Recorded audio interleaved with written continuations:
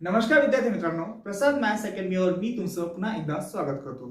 तर friends, last lecture आपण commission आणि रिबेट हा कन्सेप्ट खूप व्यवस्थितपणे समजून घेतला आणि त्यावर बेस्ड असलेले काही एक्झाम्पल घेतले होते फ्रेंड्स. तर फ्रेंड्स, आजच्या लेक्चरला आपण प्रॅक्टिस सेट नंबर 9.2 घेणार आहे, जो की आपला कमिशन आणि रिबेट यावर बेस्ड असलेले एक्झाम्पल याच्यामध्ये असणार आहे फ्रेंड्स. ठीक आहे. सो फर्स्ट क्वेश्चन काय, John sold book worth ₹4,500 for the publisher.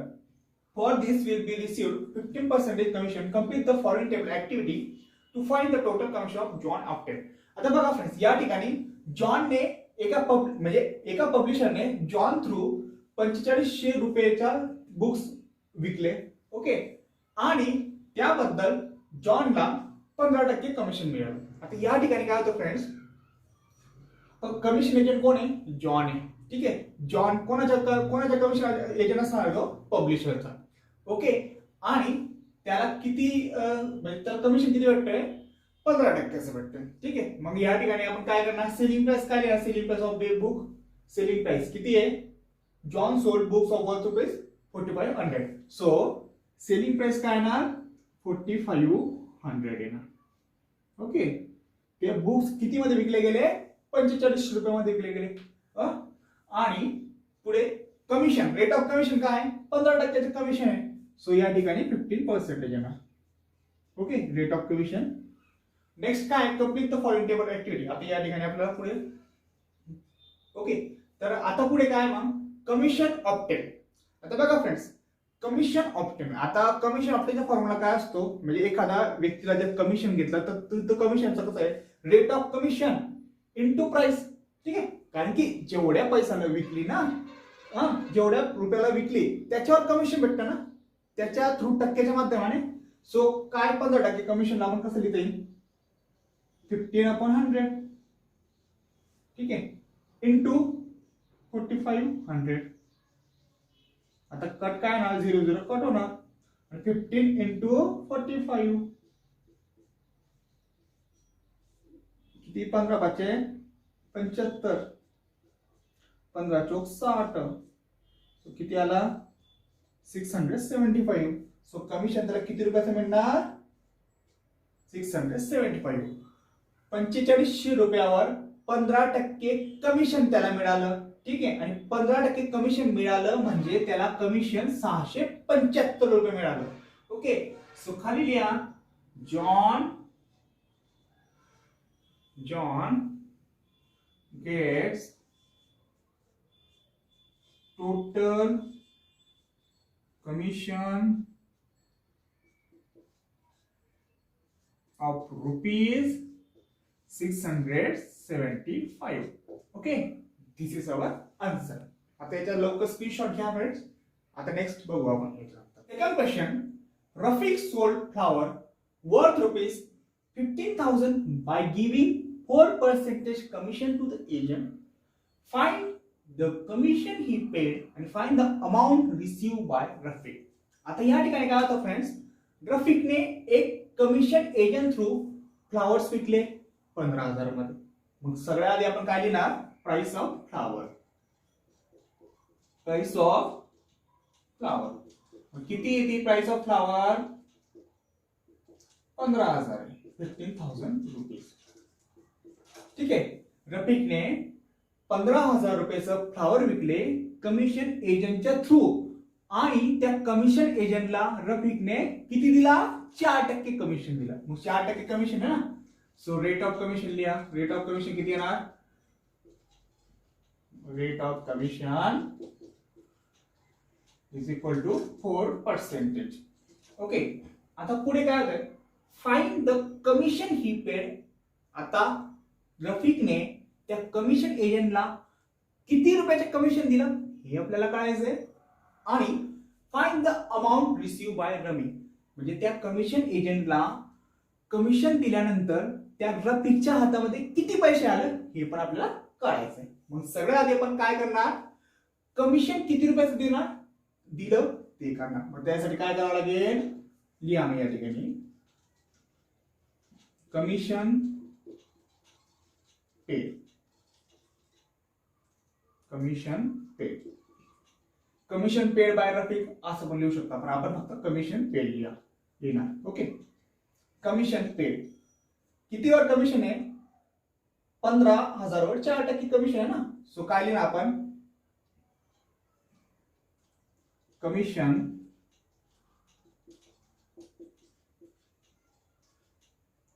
Rate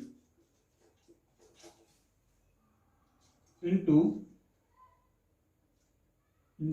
price.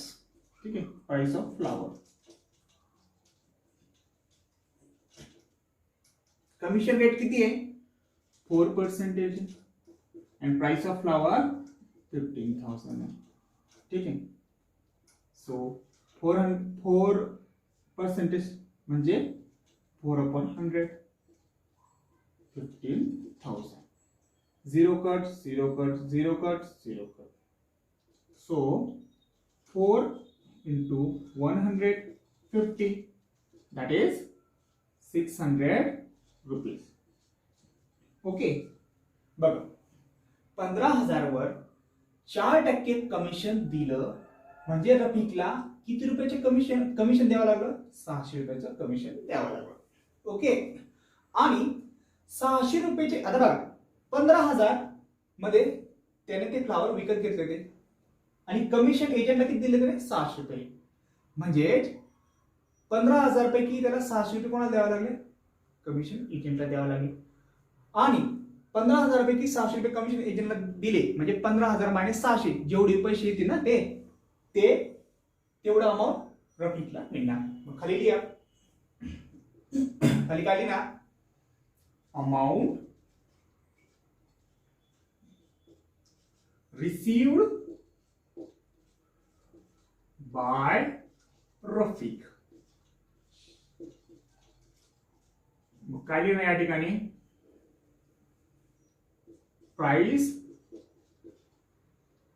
Of flower minus commission paid. ठीक आहे, price of flower minus commission paid. Okay, 15,000 पैकी 600 रुपये कमिशन एजंटला द्यावे लागले. ठीक आहे, मग प्राइस ऑफ फ्लावर किती आहे? 15,000 रुपये. आणि कमिशन किती पे केले त्याने? 600 रुपीज. उरले किती? 14,400 रुपये उरले. ठीक आहे, म्हणजे रफिकला किती रुपये मिळाले? 14,400 रुपये. मग खाली लिहून घ्या, amount receive by Rafiq is 14,400 rupees. Okay, म्हणजे काय होतं या ठिकाणी? परत सांगतो, 15,000चं त्याने कमिशन एजंट थ्रू फ्लावर विकले. 15,000चे 4% कमिशन जे आहे, जे की आपलं 600 रुपये होते, ते त्याला कमिशन एजंटला देऊन टाकले. ठीक आहे, तर 15,000 मधून 600 गेले म्हणजे त्याला किती रुपये मिळाले? कमिशन देऊन त्याला 14,400 रुपये मिळाले. ठीक आहे, एक गोष्ट लक्षात घ्या फ्रेंड्स, एखादी वस्तू आहे जर मी कमिशन एजंट थ्रू ती 100 रुपयाला विकत घेतोय तर 100 रुपयावरच्या मागे जर मी 2% कमिशन त्या कमिशन एजंटला देतोय तर मला सगळे 100 रुपये भेटतील का? ते नाही भेटणार. 100चे 2% जे की 2 रुपये असतात ते मला कमिशन एजंटला द्यावे लागतील.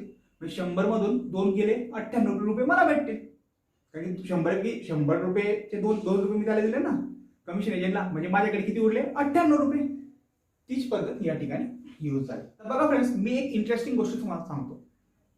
एखादी वस्तू मी जर 1000 रुपयाला विकत असेल, कमिशनच्या थ्रू 1000 रुपयाला विकत असेल, त्याच्यावर मी 10% कमिशन त्या कमिशन एजंटला देतोय.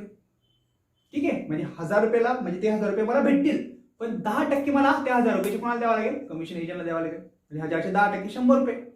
म्हणजे 1000ची वस्तू मी विकत म्हणजे 1000 रुपये मिळतील, पण त्या 1000 रुपये मधनं 100 रुपये जे 10% असतात ना ते 100 रुपयाचे आहे ना तेव्हा कमिशन एजंटला द्यावं लागेल. म्हणजे 1000 मधून 100 मायनस केले तर 900 रुपये माझ्या हातात येत आहे.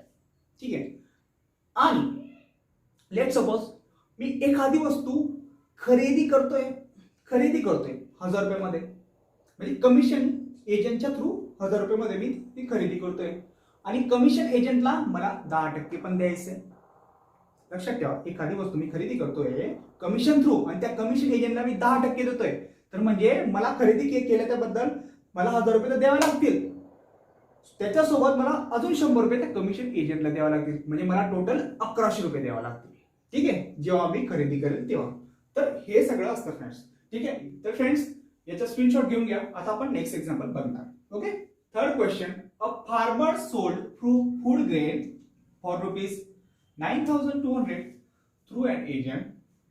The rate of commission was 2%. Then how much amount did get agent? आता या ठिकाणी काय होतं फ्रेंड्स, फार्मरने धान्य विकल्या, फूड ग्रेन म्हणजे धान्य. फार्मरने एका एजंट थ्रू धान्य 9,200 रुपयाला विकले. 9,200 मध्ये ते एजंट थ्रू फार्मरने फूड ग्रेन विकले आणि रेट ऑफ कमिशन त्या एजंटला त्याने 2% दिले. याच्यावर 2% त्या एजंटला त्या फार्मरने दिले. तर त्या कमिशन एजंटला किती रुपये मिळाले हे आपल्याला काढायचं आहे. म्हणजे याचे 2%चे किती रुपये असतात ना, ते तेवढे जेवढे पैसे येतील तेवढे ते एजंटला मिळणार. ओके, मग सगळ्यात आधी आपण काय लिहिणार,